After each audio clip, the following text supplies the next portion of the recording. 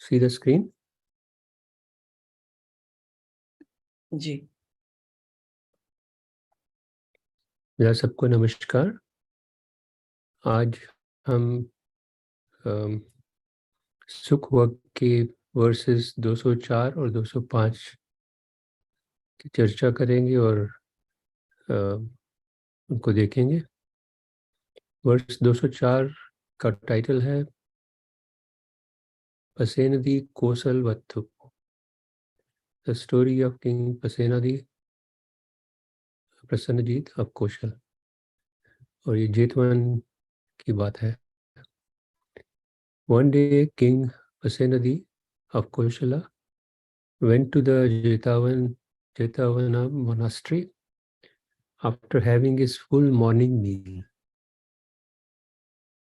तो एक दिन प्रसन्न जी जो कि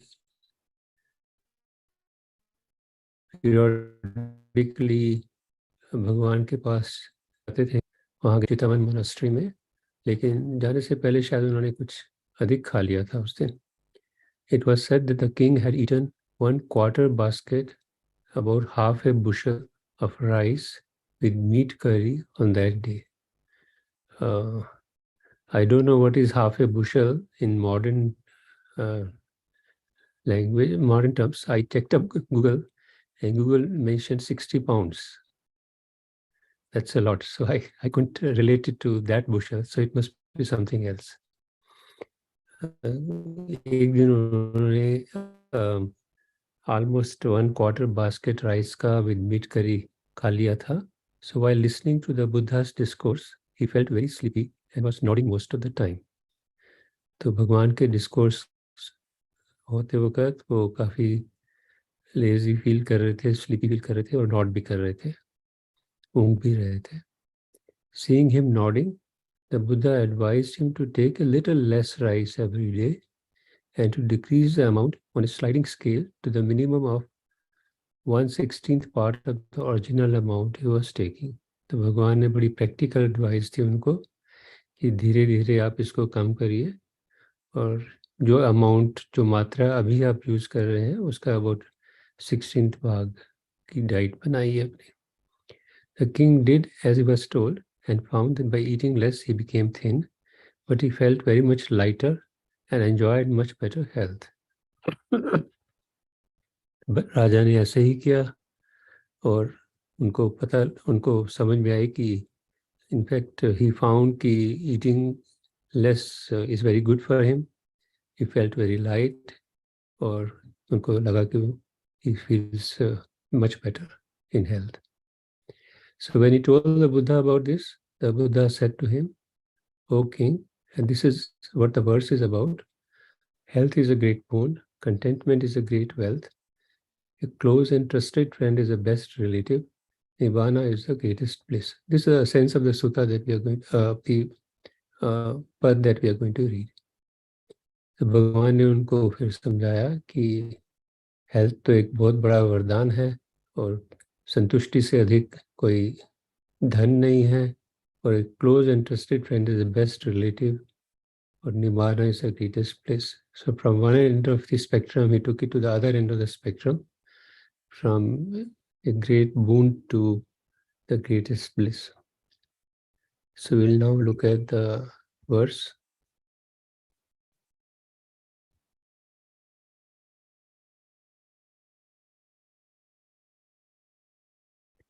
This is how the verse goes.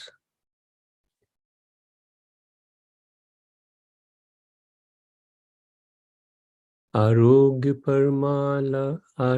परमालाभा संतुष्टि परमं धनं विश्वास परमान्याति निब्बानं परमं सुखं. I think इसका मीनिंग तो quite obvious है.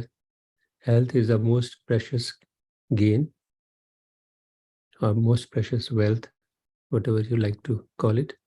Contentment, the greatest wealth. A trustworthy person is the best kinsman, best relative. Nibbana is the highest bliss. अजान मनिंदो की ट्रांसलेशन है, A healthy mind is the greatest gain, contentment is the greatest wealth, Trustworthiness is the best of kin. Unconditional freedom is the highest bliss. इसका तो meaning बहुत ही straight forward है, शायद ज़्यादा दिक्कत नहीं होगी हमें समझने में इसको। एक मिनट अगर आप देखना चाहें तो देख लीजिए।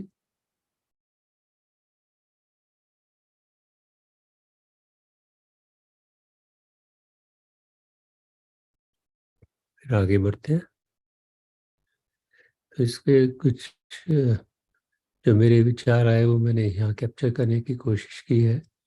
Basically Bhagwan is summarizing for us blessings that help us in life and perhaps can also be supportive in our progress in spiritual life. That is what I saw in this message, in this short verse. Obviously, he starts with health. Health obviously comes foremost. And in the present context, Bhagwan has linked it with the knowing of the right amount of consumption of food. What I think in Pali is sometimes called matunyata. सही मात्रा का ज्ञान कि कितना आपको consume करना चाहिए किसी भी चीज़ को। In addition to health, eating light is a proximate condition for avoiding the hindrance of sloth and torpor in our sadhana and samadhi. I think this is an experience that all of us can relate to कि अगर हम कुछ ज़्यादा खा लें तो सुस्ती आना काफ़ी नेचुरल है और जो निवरण है स्लॉथ एंड टॉपर का वो हमारे सामने पेश आता है।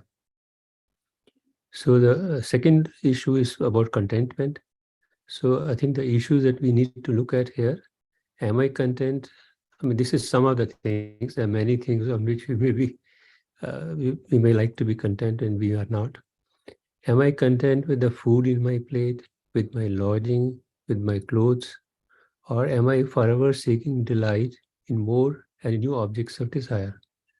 So basically, this is an aspect of contentment that I've tried to bring out, that you're always looking for something new to satisfy yourself. And unfortunately, no object gives you a lasting satisfaction, whatever it might be. So you're never content in that sense. Am I content with the way I'm treated as a person? So ये सब questions और इस तरह के और काफ़ी सारे question हमारे दिमाग में आ सकते हैं about contentment, about संतुष्टि. When we are not content, तब क्या होता है? जब हम content नहीं होते, जब संतुष्ट नहीं होते, there is perhaps an inner grumbling of a kind that keeps us away from an attitude of renunciation. So basically what I'm suggesting is कि अगर आप content नहीं है, तो renunciation तो possible ही नहीं है. अगर basically आपके nature में संतुष्टि का भाव नहीं है. So attitude of renunciation will be very difficult. Similarly, contentment can be a proximate cause for reduced craving, because if you have santushti in your mind, then आपकी craving accordingly कम हो जाएगी, and that is a good spiritual state to be in. Third thing he talks about the trustworthy people. So seeking and remaining in the company of ethical and wise friends, whom you can trust for good spiritual advice. Again, that's very, very, ये चीज़ तो हम सब जानते हैं कि अच्छी friendship, अच्छे मित्रों का कितना इम्पोर्टेंस है हमारी स्पिरिचुअल लाइफ में. Whom you can trust for good spiritual advice, and that can be approximate cause for Dhamma progress. अगर आप धम्म में आगे बढ़ना चाहते हैं तो ये एक बहुत अच्छी चीज़ है कि जैसे हमारा ये संघ है जिसमें हम एक दूसरे को प्रेरित करते हैं साथ में करने की, प्लस अगर कोई पर्सनली हम किसी से बात कर सके धर्म के बारे में, तो ये सब very good approximate causes for our progress in Dhamma. There are so many instances in the suttas where Bhagwan or one of his disciples helped others to gain a strong foothold in Dhamma. भाई तो हमें मालूम ही है कितने ही सूत्रों में भगवान ने, कितने ही धम्मपद के कहानियों में हमने देखा कि भगवान ने और उनके डिसाइपल्स ने कैसे और लोगों की मदद की as Kalyan मित्रस. So his useful exhortation of Bhagwan here is that there are two conditions for the arising of right view, because right view is the most important, the forerunner of the path, as they say. So what Bhagwan has said is there are two conditions for the arising of right view: the words of another and uniso manisikara, किसी दूसरे की advice या फिर wise attention. ये दो proximate causes reasons है for the arising of right view. Bhagwan is also encouraging us here to recognize these blessings in our life and use these factors for our spiritual progress to development of Nepal, the eventual state of true happiness.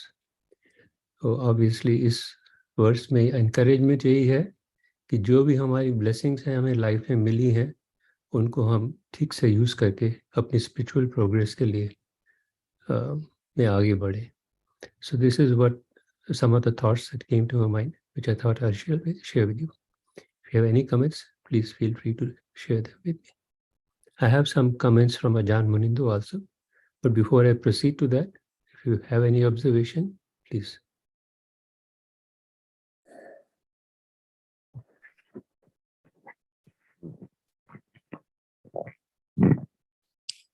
Sir, could you please, I missed that part. What is the meaning of the words of another means in arising of right view? The words of another? Words of another means a Kalyan Mitta who tells you something about how right view is to be developed. Okay. Basically, words of another here refers to Kalyan Mitta. I think. That's my understanding. Because right view is one of the most important component ingredient of the path, and it can be also very confusing sometimes. And I think this is where discussion with your peers, your good friends, can be really very helpful. Yes, sir. Yes. Thank you.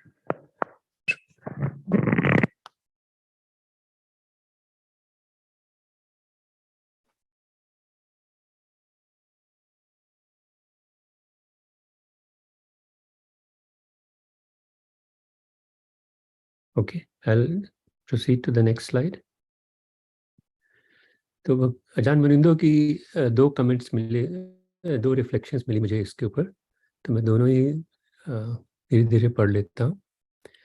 तो first reflection में वो कह रहे हैं that based on his own experience, the Buddha says that perfect liberation is the ultimate state of ease. This is the last line of the verse, if you remember. Ultimately, if you are in the spiritual path, that's where you would like to be, like to land. He also identifies other sources of well-being. बाकी sources जो हमारे life में हैं, other well-being के जो features हमारी life के हैं, वो है health. Health in body and mind is a blessing. So too is living with a sense of contentment, not being driven by habits of criticizing and complaining.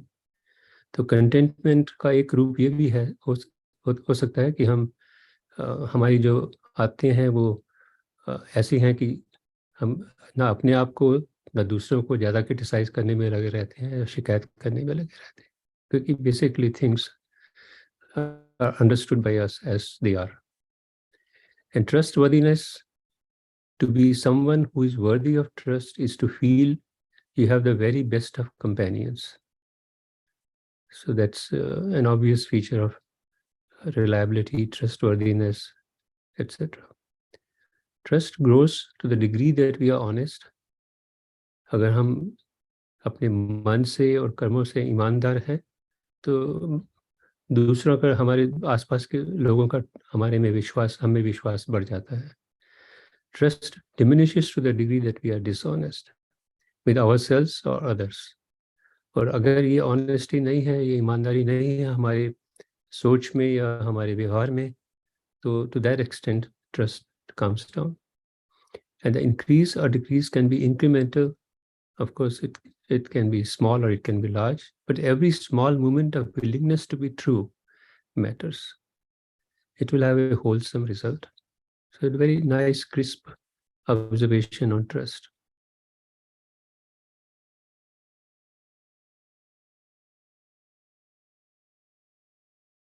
अगर आप कुछ इसके बारे में कहना चाहें?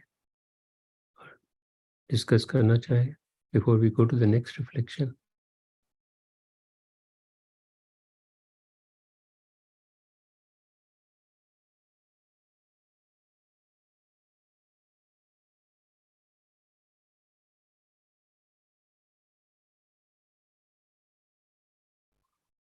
Mostly self-obvious facts, but very nicely stated. दूसरी reflection में आजान मनिंदो कहते हैं, we might assume that the perfect realization of unconditional freedom is some way off, but we can already plant the seeds of the possibility in our hearts. Again वो निबान की बात कर रहे हैं कि ये हमारे लगता हो कि हमें हमारी पकड़ में नहीं है, लेकिन उसके सीड्स तो हम उगा ही सकते हैं अपने मन में और आगे बढ़ सकते हैं. The conditions of the world keep changing. At times it is quite wonderful, at other times challenging, and often something in between. So जैसा कि हम जानते हैं, जिस हमारे जो लोग है, हमारा जो मन की दुनिया है, विचारों की दुनिया है या एक्सपीरियंस की दुनिया है, वो उसका बहुत वाइड स्पेक्ट्रम है. कभी बहुत वंडरफुल एक्सपीरियंस होता है, कभी बहुत चैलेंजिंग सिचुएशंस आती हैं, और कभी बीच का होता है. So how do we stay stable with such instability? इतनी इंस्टेबिलिटी में हम स्टेबल कैसे रह सकते हैं? उनका सजेशन है कि we orient our hearts towards true principles, that is Dhamma.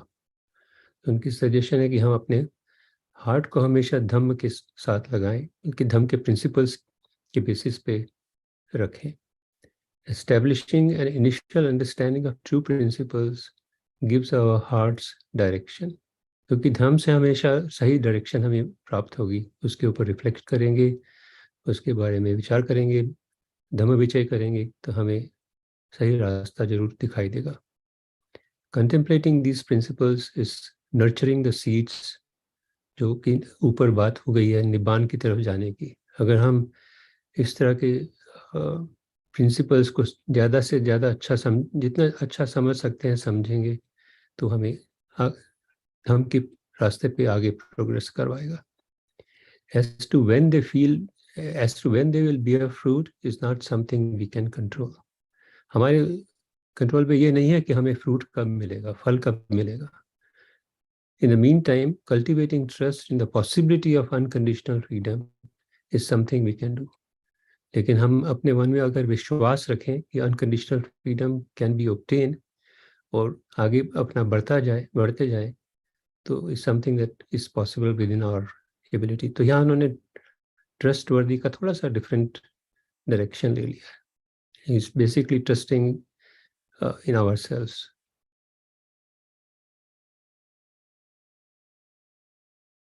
So these are the comments from Ajahn Manindo, reflections from him. If any of you have any observation and want to say something, I'll encourage you to do so, please.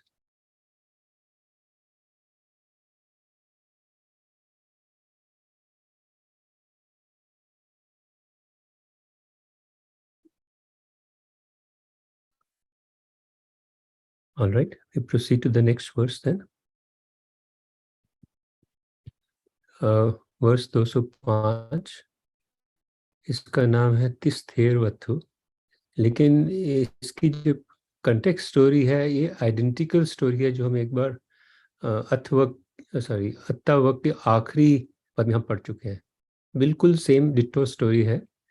आपको एकदम याद आ जाएगी जैसे मैं पढ़ूंगा इसको, लेकिन verse obviously अलग है इस कंटेक्स्ट में जो बोला भगवान ने. तो आप देखिए इसको. When the Buddha declared that in 4 months' time he would realize Parinibban, many Puthujana bhikkhus were apprehensive. जब भगवान ने अनाउंस कर दिया कि 4 महीने में वो परिनिब्बान में चले जाएंगे, परिनिब्बान प्राप्ति हो जाएगी उनको, तो बहुत जो उनके डिसाइपल्स थे और खासकर जो पुथुजन भिक्षुस थे, जो भी पूरी तरह से परिपक्व नहीं हुए थे, उनको काफ़ी परेशानी हो गई दिमाग में.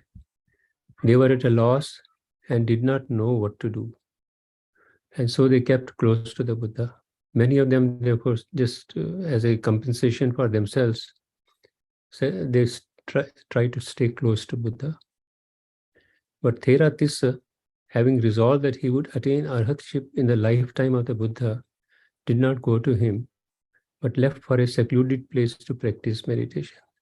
लेकिन एक थेरेटिस्ट थे जो कि उन्होंने रिजॉल्व किया कि वो भगवान के लाइफ टाइम में ही अरहतशिप प्राप्त करने की का प्रयास करेंगे और वो एक सेक्लूडेड प्लेस में मेडिटेशन के लिए चले गए. Other bhikkhus, not understanding his behavior, took him to the Buddha and said, "Venerable sir, this bhikkhu does not seem to cherish and honor you." Bilkul, exactly, if you remember this story, we did a couple of, maybe 4 or 5 days ago. He only keeps to himself instead of coming to your presence. कि वो आपको avoid कर रहा है और आपके सामने नहीं आता, और maybe he doesn't respect you that much. Theratissa then explained to them that he was striving hard to attain arhatship before the Buddha realized parinibban. लेकिन उन्होंने एक्सप्लेन किया कि ऐसा नहीं है, and that was the only reason why he had not come to see the Buddha. Having heard his explanation, the Buddha said to the bhikkhus, those who love and respect me should act like this. You are not paying homage to me by just offering me flowers, perfumes and incense. उन्होंने बाकी भिक्षुओं को समझाया कि ये सही तरीका है जो तिस ने अपनाया है. You pay homage to me only by practicing the Lokuttara Dhamma, that is perhaps insight meditation. तो ये कहानी आपको शायद कुछ याद आ रही होगी. सिर्फ थेर का नाम अलग है, बाकी बिल्कुल कहानी वही है जो पहले हम सुन चुके हैं. Maybe there were multiple theirs who had similar experience. तो जो भगवान ने वर्स बोला इस कॉन्टेक्स्ट में वो इस प्रकार है. पविवेक रसं पित्वा रसं उपसमस्य च निदरो होति निपापो धम्म पीति रसं पिबं. तो इसका लाइन बाय लाइन मीनिंग है, having savoured the taste of solitude पविवेक रसं पित्वा रसं उपसमस्य च एंड पीस ऑफ निब्बान. शायद ये थोड़ा सा एक्स्ट्रापोलेटेड है निब्बान शब्द यहाँ. बेसिकली अगर हम उसका टेस्ट सेवर कर लेते हैं, जो कि निद्रो होती निपापो, पेन फ्री है और स्टेनलेस है, जो हमें पेन फ्री और स्टेनलेस बनने में मदद करता है. Drinking deep the taste of the bliss of the truth, धम्म पीति रसंग पिबम. तो अगर हम इसका टेस्ट कर लेते हैं तो हम स्टेनलेस और पेन फ्री स्टेट की तरफ बढ़ जाते हैं. अजान मनिंदो ने इसका ट्रांसलेशन किया है, testing the flavour of solitude and the nectar of peace, those who drink the Joy that is the essence of reality, abide free from fear of evil. Those who drink the joy that is the essence of reality, abide free from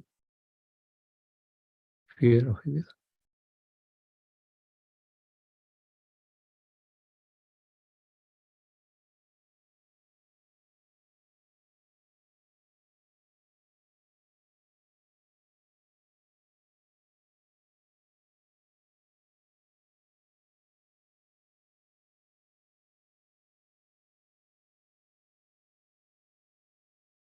तो मैंने इस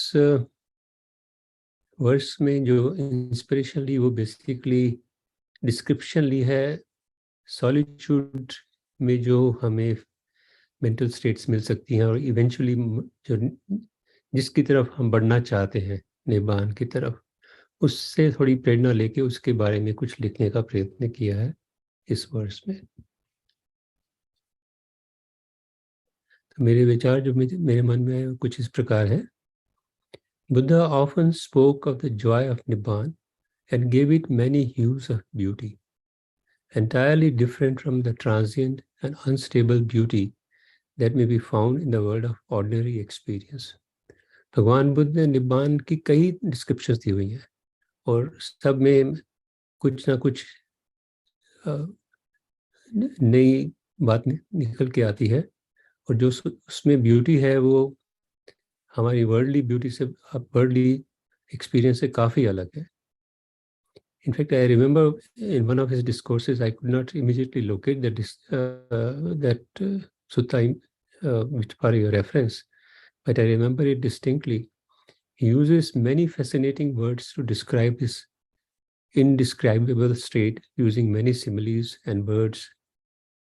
बहुत ही एक पूरे सूत्र में उन्होंने निब्बान के कई सब्स्टिट्यूट वर्ड दिए हुए हैं, मतलब जो उनका एक्सपीरियंस है निब्बान का. मुझे सूत्र याद नहीं आया तो मैंने मेंशन नहीं किया इसका. Because no single word, perhaps he did so because no single word can fully capture the joy and essence of his state. So that is the first thought that occurred to me. Oh, in this short verse, Bhagwan is telling us that the peace and bliss of Nibbana cannot be equaled by any other experience that you can think of. तो जो निब्बान की piece और bliss है वो unequal रहेगी. However, he's also telling us where we have to reach in order to experience it. हमें क्या करना है अगर हम उस तरफ बढ़ना चाहते हैं. Because it can only, first of all, it can only be experienced in complete solitude of the mind, not when it is cluttered with thoughts and desires, which happens to be the playground of prapanch. अगर आपके मन में solitude नहीं है और thoughts and desires से भरा हुआ है, तो it is a playground of prapanch and definitely not a place where you can find Nibbana. Until the mind is free of asavas, और 3 प्रकार के आसव होते हैं जैसे हम जानते हैं, काम आसव, भव आसव एंड अविद्या आसव. और आसव हमारे बिहेवियर में एवरीडे फ्लो करते रहते हैं, कुछ ना कुछ हमारे दिमाग में चलता रहता है. Until the mind is free of asavas, this state remains out of reach. Bhagwan had the meditative skills to calm these tidal currents or asavas, and he exhorted all to develop these skills for themselves. Obviously, Bhagwan में तो meditative skills की कोई कमी नहीं थी, and he knew very well how to calm these sometimes big tidal currents that flow in our minds. और उन्होंने सवासव सूत्र में हमें समझाया भी है कि कैसे हम उसको रोक सकते हैं या कम कर सकते हैं. Even if we remain short on these skills, as we probably, all of us probably are short, and develop clinging to some refined states on the way, ऐसा हम ना भी कर पाए और कुछ प्रोग्रेस कर ले ताकि हम कुछ रिफाइंड स्टेट्स तक तो पहुंचने के लायक बने, the knowledge that a better destination is possible, और हमें कम से कम ये ज्ञान तो रहेगा कि इससे जहाँ भी हम पहुँचे हैं उससे अच्छा डेस्टिनेशन पॉसिबल है. सो अगर हम वो याद रखें, the liberation of mind, this is a goal, the liberation of mind from all clinging, that memory can help us to goad us on. Once there, we are assured, this is of course not our own personal experience, but we are told, we are assured, there is no fear of the unknown, no affliction of the heart. The mind becomes an island where evil thoughts cannot reach it, and chit or consciousness can exist uncorrupted by the sankharas. The world of the condition is indeed very different from the conditioned world. और ये हमें बताया जाता है, experience तो नहीं है हमें किसी को भी, कि अगर हम वहाँ पहुँच जाएं तो किसी बात का डर नहीं, किसी बात की एफ्लिक्शन नहीं हमारे मन में, एंड सब इविल थॉट्स हमसे, हमारे चित्त से, हमारी कॉन्शियसनेस से दूर हो जाते हैं. कोई संखार, सारे संखार शांत हो जाते हैं. This is what I could come with, And if you have any comments, suggestions, observations, please feel free. So just a small thought. Apne chitta or mind. The mind becomes an island where evil thoughts cannot reach it, and chitta consciousness can exist uncorrupted by the sankharas. So just it Ji.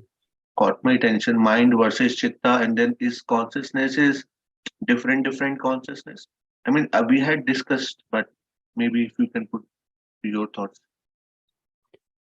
नहीं, मैं बहुत ज़्यादा detail में तो शायद जैसे professor धर समझा सकते हैं इसको, वैसे तो नहीं समझा पाऊंगा, बट जहाँ तक मेरी अंडरस्टैंडिंग है, जो बेसिक चित्त है वो प्योर ही होती है, उसमें बेसिकली प्योर ही है, उस बेसिकली हमेशा वो कुछ ना कुछ एट्रीब्यूट्स उसके साथ लगे रहते हैं, जो जिनको मेंटल फैक्टर्स कहते हैं. सो वो मेंटल फैक्टर्स ना होने से basically that's where we want to be. वो मेंटल फैक्टर्स अफेक्ट होती है हमारे संखार से. संखार जैसे होंगे वो मेंटल फैक्टर्स वैसे बनेंगे, फीलिंग्स वैसे बनेंगी, परसेप्शंस की वजह से फीलिंग्स होंगी, तो उसके वजह से हमारा चित्त के साथ ही मेंटल फैक्टर्स आ जाएंगे और वो चित्त शुद्ध नहीं रहेगा, पीसफुल नहीं रहेगा. That's the way I understand it. It may be obviously inaccurate and incomplete, but that's briefly what I can say about it. Maybe you can add on to it yourself and tell us if you have some slightly different understanding. And sir, mind, जब आपने लिखा तो चित्त is a subset of mind. मैंने यहाँ पे जहाँ तक मैंने शायद इतना डीपली सोचा नहीं इसके बारे में, मैंने शायद इनको इंटरचेंजेबली ही यूज किया होगा. Okay. वैसे mind is Manas which has which is more concerned with thinking, whereas chit is a state which through which we experience everything. Basically, consciousness experience everything.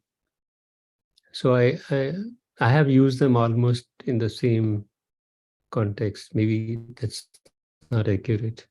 So many other things that I might say here may be slightly inaccurate, and only somebody like Prasad Dhar will be able to criticize, or maybe some of you, maybe Vaibhav or somebody else can comment on it. So actually वो sir intermixing होता है mind versus brain versus चित्ता and consciousness को, तो वो हमारे हर sense consciousness पे बताया गया, तो वो एक thought, मतलब वो एक thinking मेरे अंदर भी चला था, but yeah.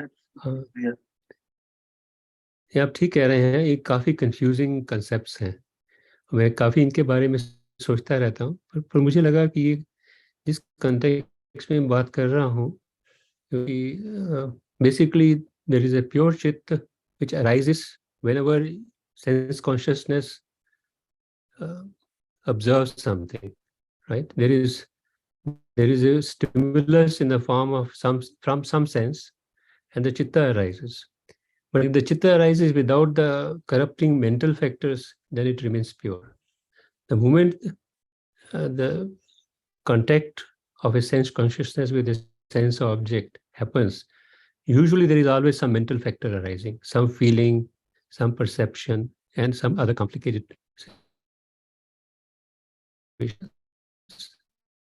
And those mental factors are what accompany the chitta. If it is wholesome, it is still associated with such mental factors.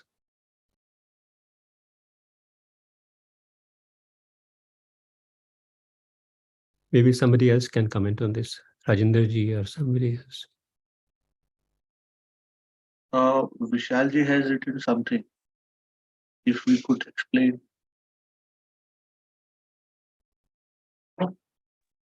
Vishal ji, please go ahead. So chitta is, as I understand it, chitta is just another word for vijnana. Like there's chitta, vijnana, and manas. So like three different ways of talking about faculties of consciousness.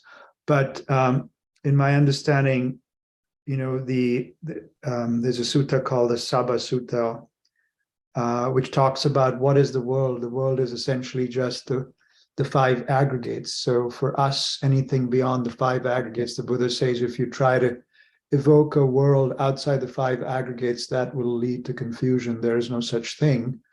Vijnana or consciousness is, and the other aggregates the Buddha describes as 2 heaps of straw, held one heap holding up the other heaps, sort of like angled together, so each one supporting the other. And so vijnana always needs to be supported by one of the other 4 aggregates. So the idea of a pure chitta, as Surendraji was saying, would be the awakened mind, or the vijnana, the consciousness that is in an awakened being, that is supported by the nibbana dhatu, the experience of nibbana. So the idea of evoking a chitta that is without any of these supports is actually sort of probably not supported by the canon, although there's a couple of places in the Pali canon where chitta is described as this boundless, luminous entity, and that's been somewhat controversial about what that's referring to, and it's thought to refer to the mind of an arahant. But even there, it says that it is eventually that becomes unmanifested. So essentially with parinibbana. So again, the Buddha talks about how we can never really describe the state of consciousness of a fully enlightened being, because it's like the fire that goes out and you don't know which direction it's gone into. That would not be the right way to talk about it. So as I understand it, the chitta and vijnana are sort of 2 aspects of the same. And the pure mind, or the pure chitta, is essentially a vijnana supported by the nibbana dhatu. That's how I understand it.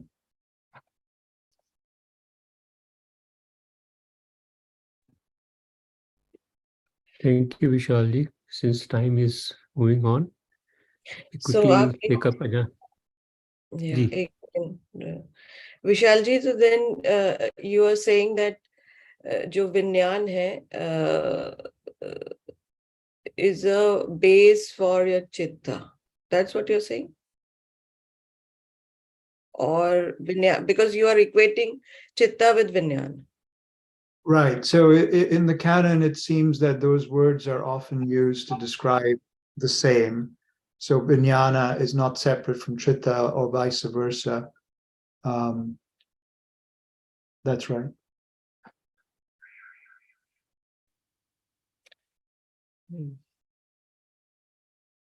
If you look at Abhidhamma, there is a greater amount of clarity there, perhaps. Yeah. No, there's when there, I mean, I don't know. जो मेरी understanding है वो ये कि what Professor जो सुरेंद्र प्रसाद जी वो कह रहे थे कि when there's no defilement, then there is a pure chitta. So then you're saying consciousness, मतलब जो yeah. So if you have when there is no defilement in the mind, there is something. There is wisdom, or there is equanimity, or there is sati or samadhi. So something to support that vijnana. So that is one of the aggregates. So the idea of a chitta that is outside the 5 aggregates is not something that's supported by the canon. In the Abhidhamma, if I remember correctly, there's different types of chitta, like, I think, all these series of chitta that arise, but that's all part of, that's not independent or outside the 5 aggregates. That's within the 5 aggregates. That's part of the vijnana dhatu. But of course, if there is a reference of chitta being outside the 5 aggregates, we can certainly look at it. I'm not aware of such a thing, but I'm not an Abhidhamma expert, so. I think this is something we'll have to do a lot of reflection on, and I think Vishalji's comments are very much appreciated. Thank you, Vishalji. Sure. We have discussed, but I must compliment you, SPG Saab, that the sentences which you have used are really very apt, and I do appreciate those languages which you have used to your own reflections. They are really, Thank you. Thank you language very is really wonderful.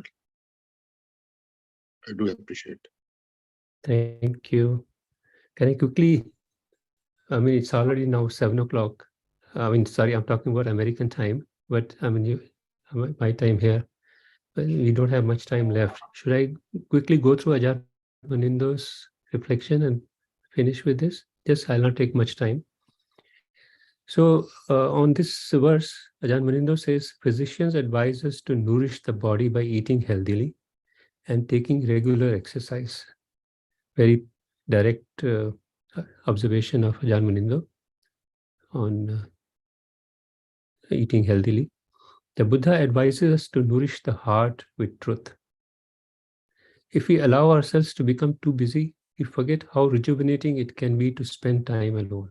So solitude का जो mention था verse में, उसका इस तरह से reflection किया गया यहाँ कि try not to be too busy with things, because if you get into a lot of busyness, then perhaps there is no self-solitude.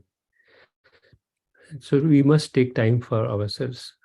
A sense of discontent gradually increases until we believe we are inherently lacking. That's what the sense of discontentment does to us. Basically increases our craving, which is what I think I also try to capture. This perception might please the consumer culture, but it doesn't give us inner strength.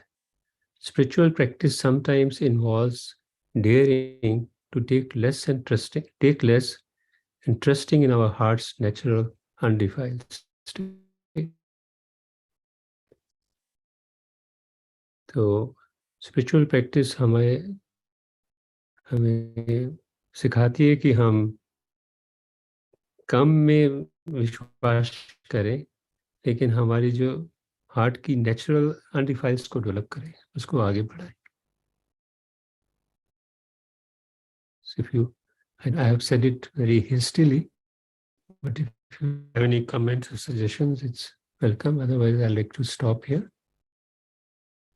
Thank you for your kind attention.